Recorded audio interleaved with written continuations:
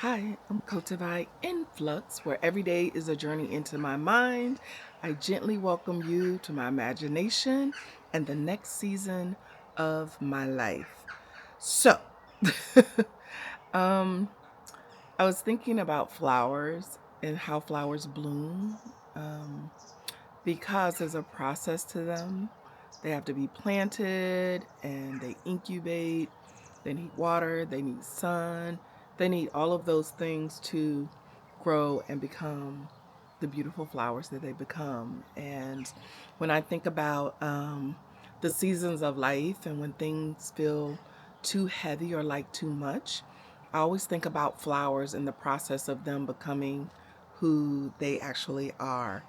Um, for the longest time, my favorite color was green. I mean, for like 10, 12 years, my favorite color was green. And later, maybe in the last 6 months or so, my favorite color has all of a sudden become yellow. And I was like, what just happened?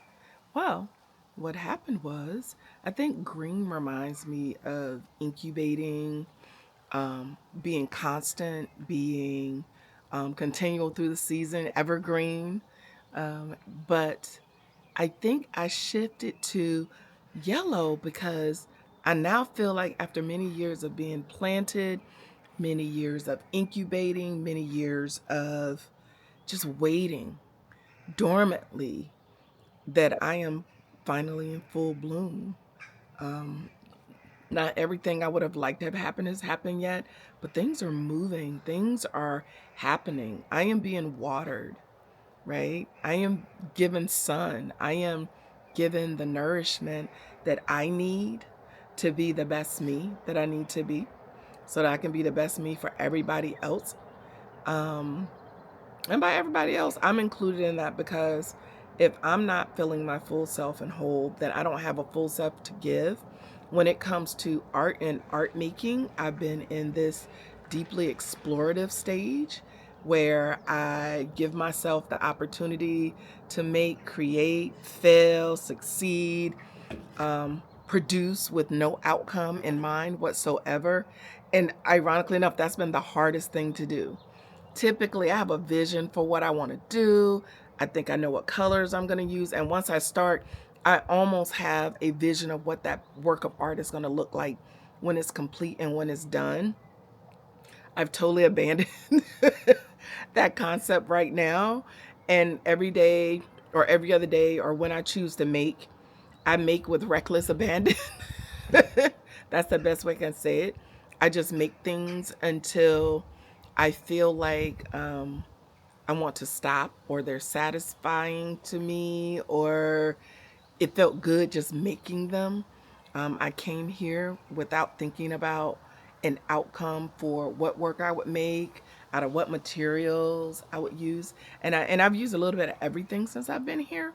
And normally I would be like, oh my gosh, I haven't made anything. Where's the final product? But now I'm just enjoying the fact that I'm making without any intention. I'm sleeping well at night and waking up in the morning, and it's very easy for me to consider me as the bloom.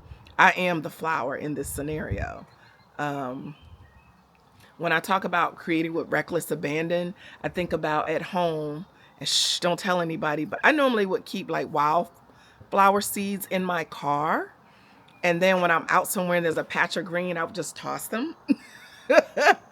And it's nice to see after driving past those spots sometimes to see those wildflowers bloom. Um, and my neighbors and I, we used to like flower bomb each other and plant flower bulbs in the ground. And then here comes some tulips. You're like, wait, I didn't plant those. But those beautiful surprises.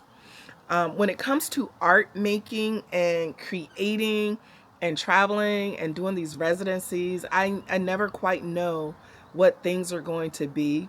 But because I'm so malleable and I work really hard to live in the now, I don't always get that part right. I'm a planner too.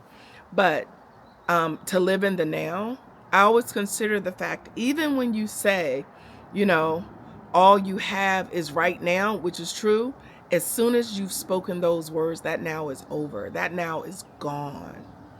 And so I'm very mindful to appreciate every moment, every gift of time I'm given, because there's a lot of people who weren't given it, or they had to abandon 100% their creativity, whether it's music, whether it's theater, whether it's visual art or cooking or healing arts. They had to totally abandon it because their now was not accommodating to it.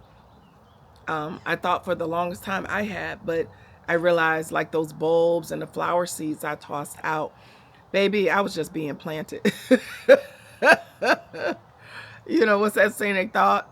We were, I can't think of it right now. They didn't know we were seeds, right? No one, well, some people did who know me. A lot of people didn't know I was seeds. So you plant me, I'm going to grow. I'm going to grow any way you plant me, like a lotus flower, dirt, mud, concrete. But I feel like right now my creativity is landing on fertile ground. And so not only am I blooming and growing, but I'm growing and blooming into my best self, which makes me a better creative person, a better mother, a better friend, a better everything. And when you come into the world with this level of creativity, and all of us do, we come with this, but for some people it's more easy to forget and let go of, because the urgency doesn't feel the same. It's the same for people who have wanderlust and love to travel like I do. I really have fought to keep this piece of myself because I feel like it's important. I've heard a lot of people say, well, you have, motherhood, you have this, and my children know I am their mother, and fully so, but I'm so much more than that. I was a whole person before them, during the process of raising them, and even now. And I embrace all of those pieces that make me uniquely who I am. And so when you get to those moments where you feel like, your creative life is not doing what you want it to do, just sit tight. Hold on. It's coming.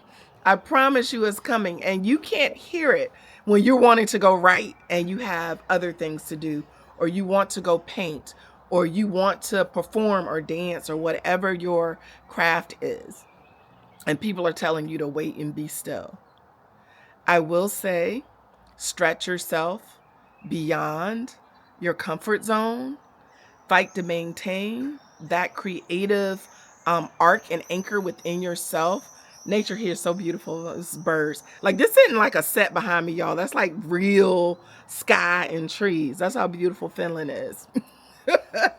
But yeah, I talked to quite a few artists, and we go back and forth and discuss, practice and feelings around being a creative in a world that really doesn't. Now, I won't say a world. There's a factor of people that really don't see the need for art.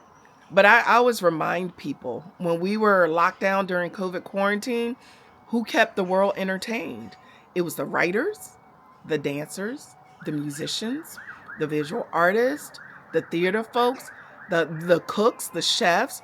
All of the people whose creativity is in their spirit kept y'all entertained. So the next time you have an opportunity to speak up for the arts and others' creativity, I hope you will. Well, anyway, that's my talk for today. I am Kottaveiinflux, living my life with no ceiling, no floor, no walls, no box, just the world.